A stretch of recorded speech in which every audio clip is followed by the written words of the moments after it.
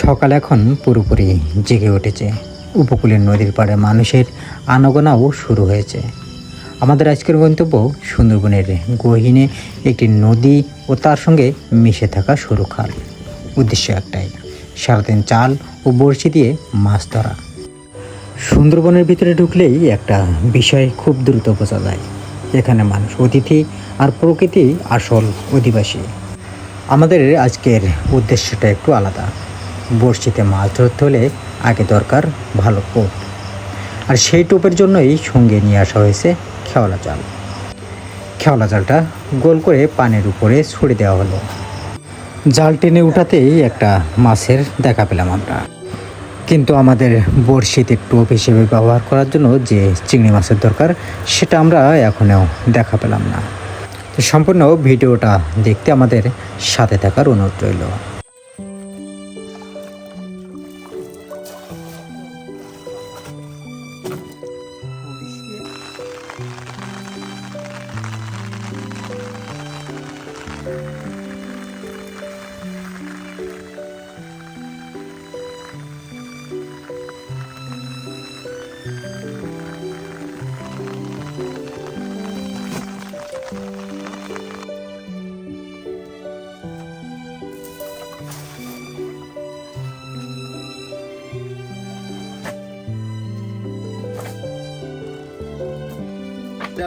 জাল ফেলে আমরা সংগ্রহ করলাম চিংড়ি মাছ। এই চিংড়ি মাছ মূলত আমরা টোপ হিসেবে ব্যবহার করব বড় মাছ ধরার জন্য। বড়শিতে টোপ গাঁথার পরে এভাবে সুন্দরবনের নদীতে আপনার দোন ফেলিয়ে কিছুক্ষণ বা কিছু নির্দিষ্ট সময় অপেক্ষা করতে হয়। তো অপেক্ষা শেষে আমরা দোনটা চেক দেওয়া শুরু করলাম। আলহামদুলিল্লাহ, সর্বপ্রথমে আমরা পেলাম সুন্দরবনের নদীর সুস্বাদু কাইল মাছ।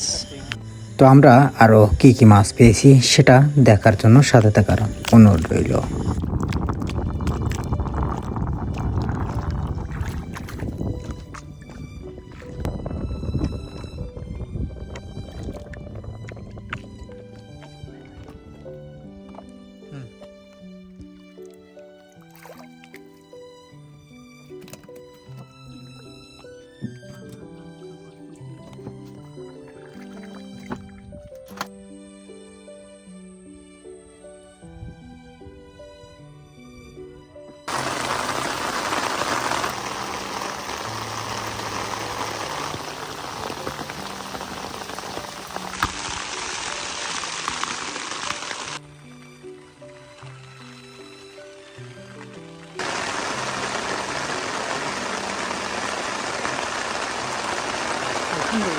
Alhamdulillah.